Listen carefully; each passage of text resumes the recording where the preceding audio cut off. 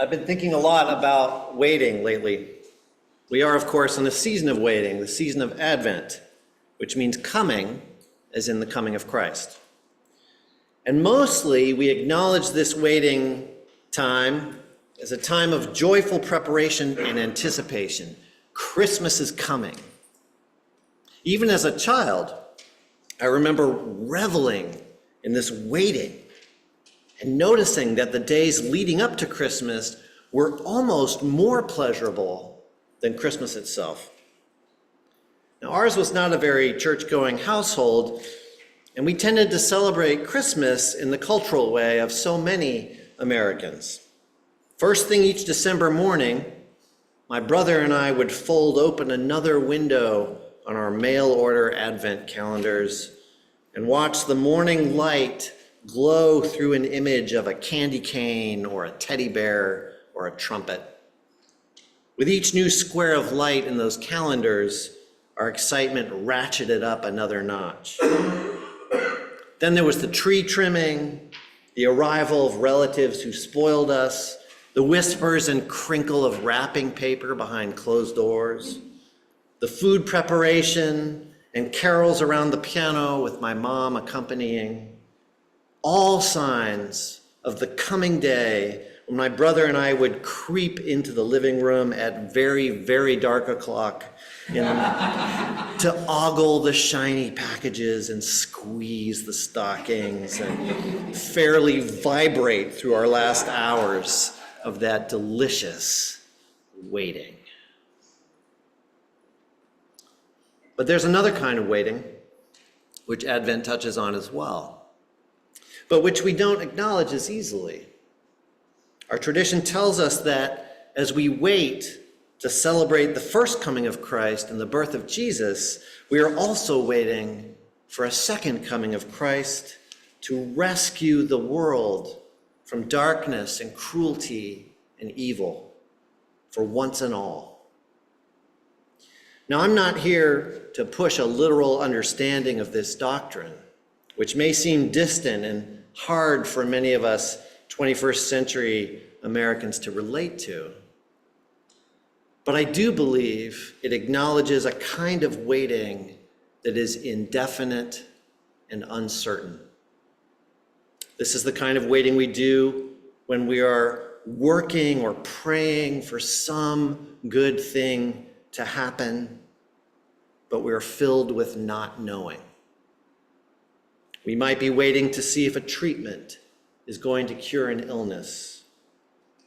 We might be searching and waiting for a job offer. We might be trying to achieve some change in our community or even in ourselves and waiting for our efforts to bear fruit. We don't know how bad things might get before they get better. We may not even be convinced that they will get better. So this waiting can be a dark and pain-filled time, as our passage from Baruch indicates. Now, Baruch is set during this 50-year period when the Babylonians conquered Judah and removed its people, removed the Israelites to Babylon, by whose waters, as Psalm 137 famously puts it, they sat down and wept when they remembered Zion, which is another word for Jerusalem. So they're waiting for their fortunes to change. Just as Baruch's audience in the 2nd century BC were waiting for an end to their persecution for clinging to Jewish religious practice and refusing to integrate into Greek culture. So this waiting is filled with anguish and not knowing. Even as Baruch in our passage speaks to the holy city of Jerusalem, trying to promise that Israel's children will be gathered back to it from west and east. For they went out from you on foot, led away by their enemies. But God will bring them back to you carried in glory as on a royal throne. What wisdom or comfort can Advent offer us in the midst of this kind of waiting? Certainly, it doesn't promise that the specific results we are hoping for will come to pass. Let's be real. The treatment may not work. The job may not come through. The changes we are trying to accomplish may not come to be. Good and faithful people suffer unfair fates. Good and faithful people die young and lose their jobs and fail to make the difference they hope to make. I don't think any faith worth its salt would claim otherwise. But what Advent does promise, I believe, is that in some more vast and timeless sense, all will be well. What the second coming does promise is that we are part of something more lasting and important than our individual lives. We don't get to experience its beginning or its end, but we do our bit during our few short years on this earth, and we live in hope that what we have done matters. This is not the belief of the prosperity gospel in a puppeteer God who delivers tangible rewards for faithfulness. This is not the naive idea that if I pray hard enough, God will cure me or my loved one or the world. Certainly we can work and pray for things that matter to us. But this is a deeper hope, that you and I are part of a larger whole, that our presence in that wholeness means more than the individual triumphs and failures that we may encounter.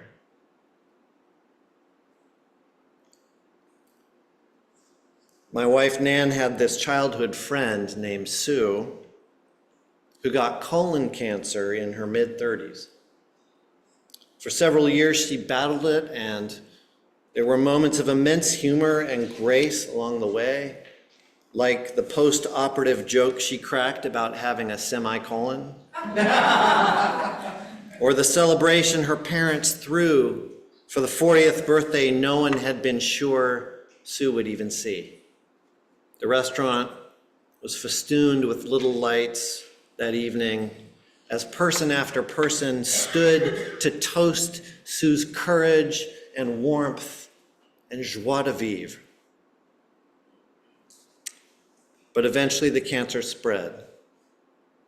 And as Sue got down toward the end of her life, she was transferred into a local hospital. She was petrified of dying and almost hysterical with fear. Her family didn't know what to do to calm her down. And then a young chaplain came into her room. She was literally lying on the bed in a fetal position, saying, "I don't want to die." And he took her hand and he looked her right in the eye. And he said to her, "I don't know what's going to happen to you, but I do know that whatever happens, you are going to be okay." Her eyes locked onto his, and you could just see her drinking in these words. They were like water on parched soil. She just soaked them in. She was so thirsty to hear this message. Whatever happens, you are going to be okay. As she listened to what he was saying, she gradually nodded and calmed down.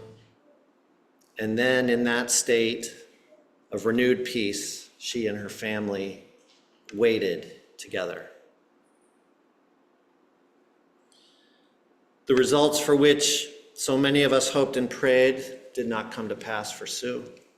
Like most of us, her presence in the world left an enduring mark primarily on the modest circle of her family and close friends. And if the suffering she experienced was all put right in the end, like Jerusalem gathering back her children from west and east, there were no earthly signs of it. In the end, what she did was to live with the illness and wait. But finally, she lived and waited in the hope that whatever happened, she was going to be okay. Finally, she lived and waited in the hope that God was indeed coming. And sometimes that is enough. Amen.